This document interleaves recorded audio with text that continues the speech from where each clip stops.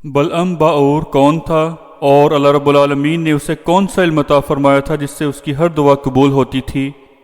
ये हम आज आपको इस वीडियो में बताएंगे। बिस्मिल्लाहिर्रहमानिर्रहीम। अस्सलाम वालेकुम नाज़रीन, तारीख़ से राय चैनल में खुशामदीद। आज हम आपको एक ऐसे शख्स का वाक़या बयान करेंगे जिसे अल्लाह रब्बुल आलमीन ने इस्म आज़म का इल्म अता फरमाया और वह मुस्तजाबुद दावात हो गया था, यानी उस बंदे की हर दुआ कबूल होती थी। लेकिन अल्लाह रब्बुल आलमीन की पकड़ उसे क्यों हुई? उसने कौन सा ऐसा गुनाह किया था जिसकी वजह से अल्लाह रब्बुल आलमीन ने उसे सख्त से सख्त सज़ा दी और उसका ज़िक्र अपने कुरान करीम में इरशाद फरमाया। अल्लाह रब्बुल आलमीन कुरान करीम फुरकान हमीद की सूरह अल आराफ की आयत मुबारक नंबर 175 से 177 तक इरशाद फरमाते हैं, जिसका तर्जुमा ये है, और पढ़कर सुनाइए उन्हें हाल उसका जिसे दिया हमने इल्म अपनी आयतों का, तो वह कतरा कर निकल गया इनसे, तब पीछे लग गया इसके शैतान, तो वो हो गया गुमराहों में। और अगर हम चाहते तो बुलंद कर देते इसका रुतबा इन आयतों के बाइस, लेकिन वो तो झुक गया पस्ती की तरफ और पैरवी करने लगा अपनी ख्वाहिश की। तो इसकी मिसाल कुत्ते जैसी है, अगर तो हमला करे इस पर तब भी हाँपे, और अगर तो इसे छोड़ दे तब भी हाँपे। ये हाल है उन लोगों का जिन्होंने झुटलाया हमारी आयतों को। आप सुनाएं ये किस्सा, शायद वो गौर व फिक्र करने लगें। बहुत बुरी कहावत है उस कौम की जिन्होंने झुटलाया हमारी आयतों को और वो अपनी ही जानों पर जुल्म किया करते थे। इस वाक़या का पस मंज़र ये है कि तफसीर इब्न कसीर में आया है कि हज़रत अब्दुल्ला इब्न मसऊद रज़ी अल्लाह तआला अन्हुमा इरशाद फरमाते हैं कि बनी इसराइल का एक शख्स था जिसका नाम बलअम बिन बाऊरा था। हज़रत काब रज़ी अल्लाह तआला अन्हु इरशाद फरमाते हैं कि ये अहले बलका में से एक शख्स था जो इसमें आज़म जानता था और ये बैतुल मक़दस में मुकीम था। एक और रवायत में है कि हज़रत इब्न अब्बास रज़ी अल्लाह तआला अन्हुमा से मनकूल है कि वो अहले यमन में से था, इसे बलअम कहा जाता था। चूँकि ये शख्स मुस्तजाबुद दावात था, यानी इसकी हर दुआ कबूल होती थी, इसलिए लोग मुश्किलात में इससे रजू करते और अपनी दुआ करवाया करते थे। ये पहली शरीयतों का बहुत आलिम फाजिल था, लेकिन अपने इल्म से इस्तिफादा ना कर सका। वाक़या ये है जो तफासीर में मिलता है कि हज़रत मूसा अलैहिस्सलाम ने बनी इसराइल के साथ इस सरज़मीन का रुख किया जहाँ ये मुकीम था। वहाँ के लोग हज़रत मूसा अलैहिस्सलाम से बहुत ज़्यादा खौफज़दा हो गए, भागे भागे बलअम के पास आए और कहने लगे कि इस शख्स यानी हज़रत मूसा अलैहिस्सलाम और इनके लश्कर पर बद्दुआ करो।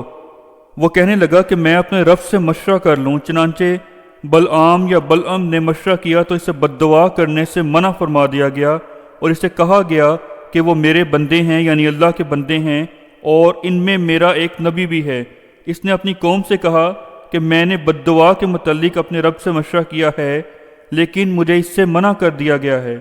लोगों ने इसे तहाइफ देकर वरगलाया और बद्दुआ का मुतालबा किया, तो इसने कहा कि मैं अपने रब से मशवरा कर लूँ। जब मशवरा किया तो अल्लाह रब्बुल आलमीन ने इसे किसी चीज़ का हुक्म ना दिया। कहने लगा कि मैंने मशवरा किया है लेकिन कोई मशवरा नहीं मिला। लोग कहने लगे कि अगर बद्दुआ अल्लाह ताला को नापसंद होती तो वो पहले की तरह तुम्हें मना फरमा देता। चनांचे वो इनके फरेब में आ गया और बद्दुआ करने लगा। जब वो इनके लिए बद्दुआ करता तो इनकी बजाय अपनी कौम पर बद्दुआ के अल्फाज इसकी ज़ुबान पर जारी हो जाते। उसने अपनी कौम के लिए फ़तह की दुआ करना चाहिए, लेकिन फ़तह की दुआ हज़रत मूसा अलैहिस्सलाम और आपके लश्कर के हक़ में निकल गई, या आखिर में इंशाअल्लाह के अल्फाज कह देता, जिससे दुआ अल्लाह की मशीयत के साथ मशरूत हो जाती। उसके साथी कहने लगे कि तुम तो हम पर ही बद्दुआ कर रहे हो। वो कहने लगा कि मेरी ज़ुबान पर तो इसी तरह के अल्फाज जारी होते हैं, और अगर मैं इनके हक़ में बद्दुआ कर भी दूँ तो भी कबूल नहीं होगी। अलबत्ता मैं तुम्हें एक तदबीर बताता हूँ जिसके बाइस मुमकिन है कि वह हलाक हो जाएं। अल्लाह ताला के नज़दीक ज़िना बहुत मबगूज़ है। अगर वो ज़िना में मुब्तला हो जाएं तो इनकी हलाकत यकीनी है। इसलिए तुम ऐसा करो कि जब वो आएँ तो इनके सामने अपनी औरतों को भेज देना। वो मुसाफिर लोग हैं, शायद इस जाल में फंस जाएं और इसी तरह अपनी हलाकत को दावत दे दें। चनांचे कौम ने ऐसा ही किया।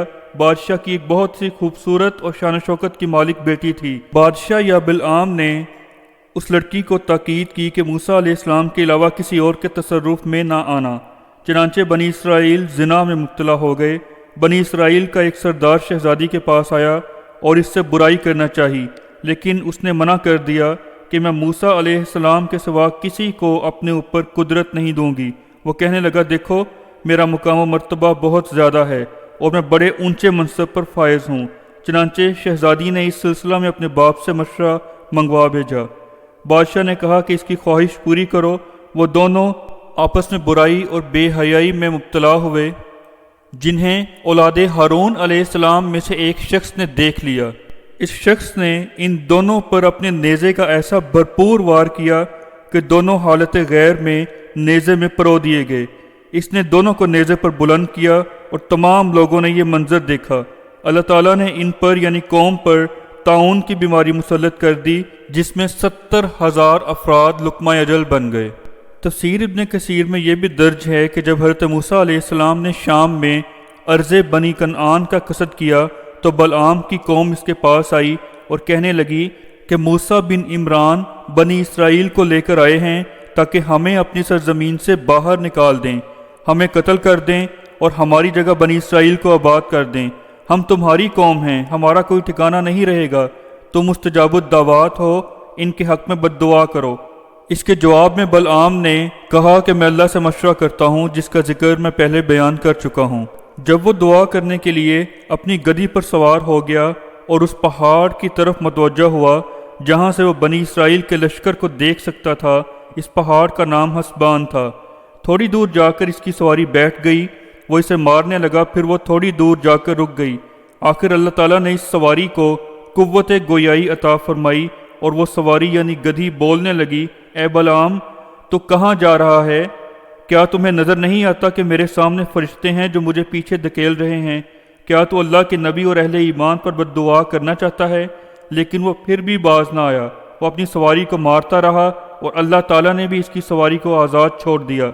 چنانچہ وہ پہاڑ پر چڑھا اور حضرت موسیٰ علیہ السلام کے خلاف بد دعا کرنے لگا، اور وہ اسی عمل کی وجہ سے اللہ رب العالمین کی پکڑ میں آ گیا اور اس کی زبان لمبی ہو کر اس کے سینہ پر لٹک گئی۔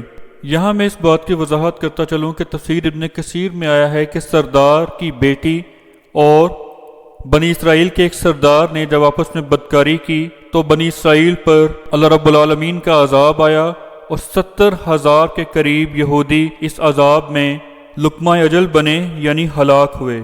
اور جب حضرت موسیٰ علیہ السلام کے دست راست نے ان دونوں کو سزا کے طور پر قتل کر دیا تب طاعون کی بیماری ختم ہوئی۔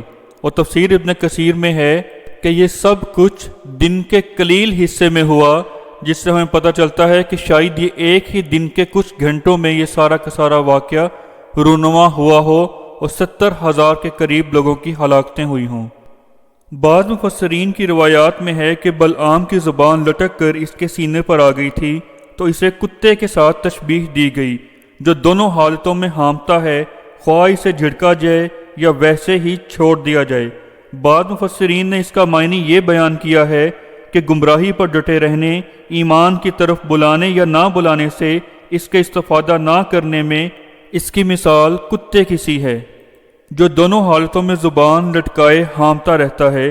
ایسے شخص کو ایمان کی دعوت دینا اور نہ دینا دونوں چیزیں برابر ہیں، جیسا کہ اللہ رب العالمین نے سورہ یاسین کی آیت مبارکہ نمبر 10 میں ارشاد فرمایا ہے، وَسَوَاءٌ عَلَيْهِمْ أَأَنذَرْتَهُمْ أَمْ لَمْ تُنذِرْهُمْ لَا يُؤْمِنُونَ، اور تم ان کو خبردار کرو یا نہ کرو ان کے لیے برابر ہے، یہ ایمان نہیں لائیں گے۔